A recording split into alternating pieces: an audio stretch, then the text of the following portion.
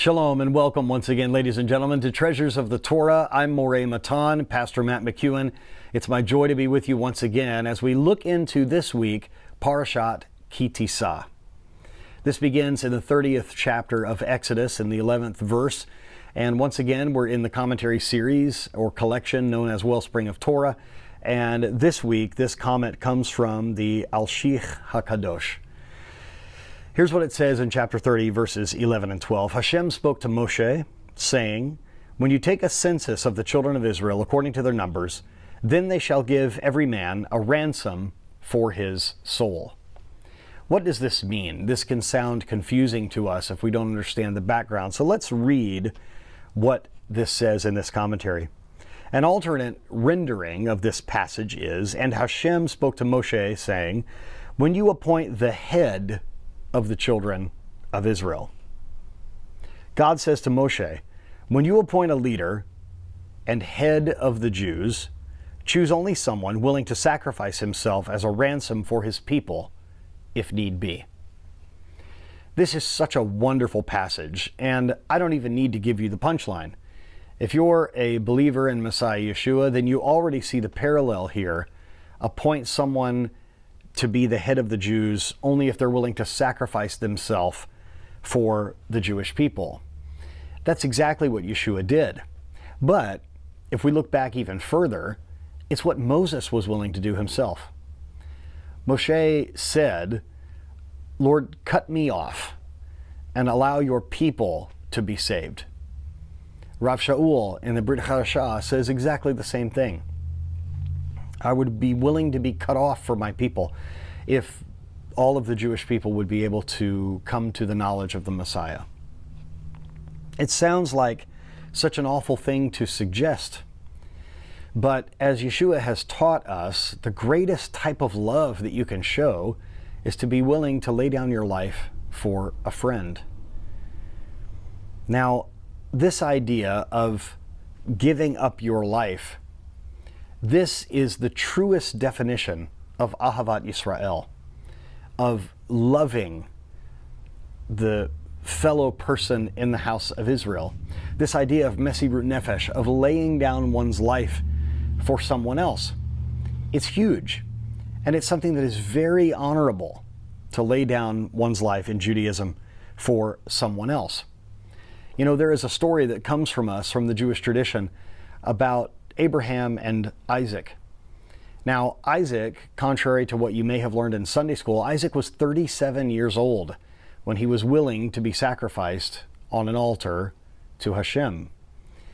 As Abraham and Isaac are walking, it says in the Midrash that Isaac carried the wood on his back as one carries his own cross. What an amazing statement. What a picture that is. It says there in that passage that the two of them walked on together. They walked together on this mission. And when Isaac asked his father Abraham, "We have the fire, we have the knife, we have the wood for the fire, but where is the lamb?" And Abraham says to his son, "The Lord will provide himself a lamb for the sacrifice, my son." The Lord will provide, which is why this place then, of course, is named Adonai Yireh.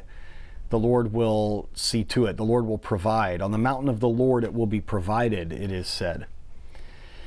When it says after Abraham gives his answer that the two of them walked along together, it repeats that phrase.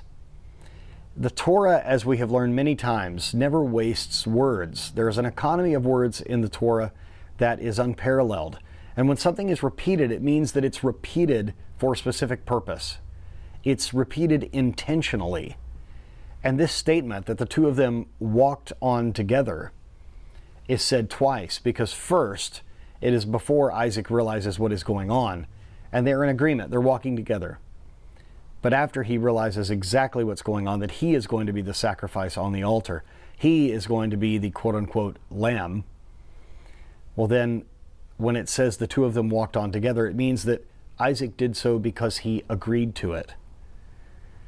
There's even another Jewish tradition that says that Satan appeared to Isaac and tried to talk him out of this, tried to say that your dad has gone insane, he's crazy, he's going to try to murder you.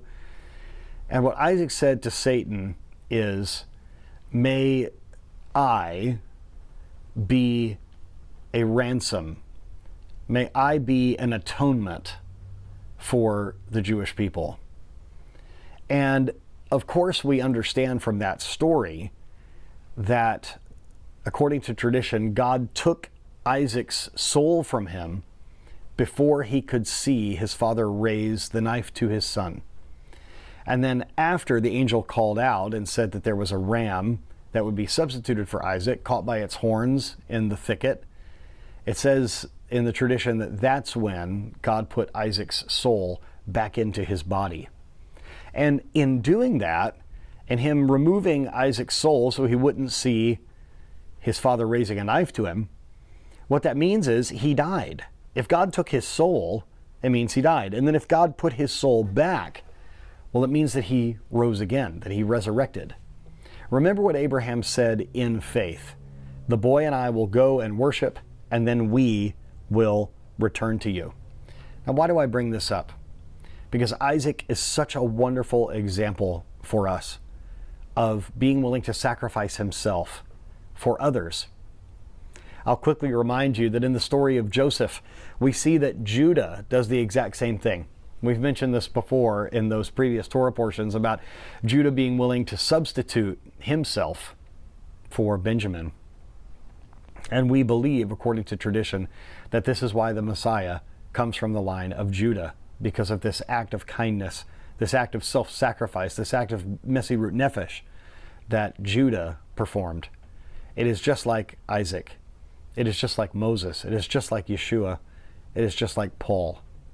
May we have the kind of love for one another that we're willing to lay down our lives for our friends, for our loved ones, for our disciples, for our teachers. I pray that we would even have such baseless love in our lives that we'd be willing to lay our lives down for a complete stranger. You know, I was listening to a speaker one time years ago that said, he said to the people in the room that he was speaking to, I fully believe that even if I don't know you, if this building caught on fire, that I would try to come in and save you. I fully believe that. Even if I don't know you, I'd put my life at risk to save you. I would never send my child in to save you. Although I'm willing to risk my life to save you from this burning building, I am not willing to sacrifice my son for you. And that is how we know how big the love of God is. Because he was not only willing to sacrifice his son, he was not only the son, just as the son Isaac was not only willing to be sacrificed, but Yeshua really did lay down his life in this act of self-sacrifice, of nullification, of mesirut nefesh, of laying down his life for us. We must not take that for granted, and we must not treat it disrespectfully. This is what he has done for us, and we need to follow after him just out of sheer gratitude for what he was willing to do for you and for me. I pray that this teaching today has been a blessing to you.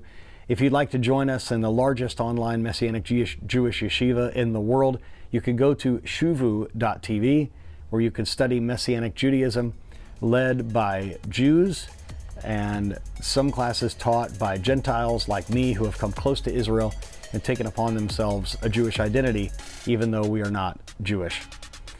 We love you and support you. We are praying for you. Thank you for all of your prayers and for your financial support. God's richest blessings be upon you. Shabbat Shalom, and all the best to you and your family.